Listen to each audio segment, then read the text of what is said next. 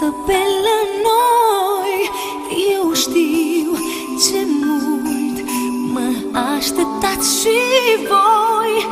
Aș vrea să stăm la gura sobei, iar să-mi dați un vis și o poveste, dar în buzunar cadoul vi-l păstrez. Când voi veni, sub brață vi-l așez și parcă simt parfum de cozonaci.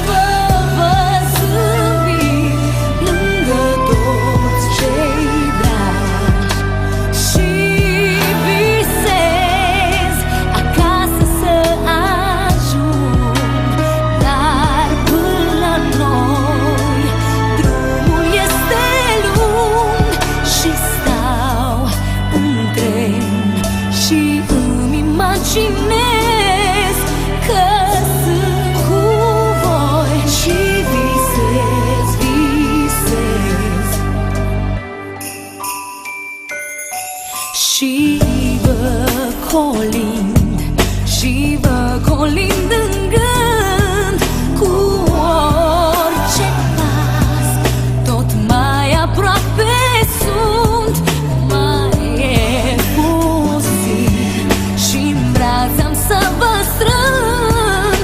Voi sunteți tot cel mai bun, mai sfânt. Și visez acasă să ajung. Dar până la noi drumul este lung și stau în tren și îmi imaginez că sunt cu voi și visez.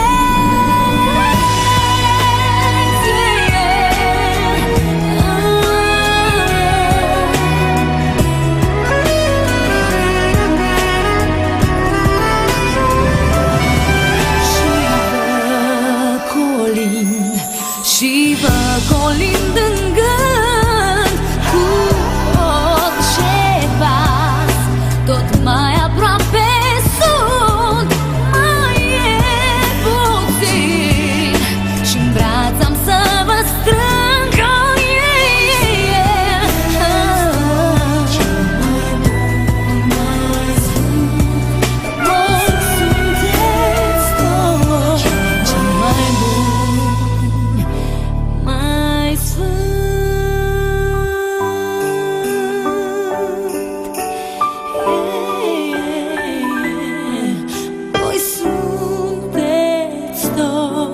Cea mai bun, mai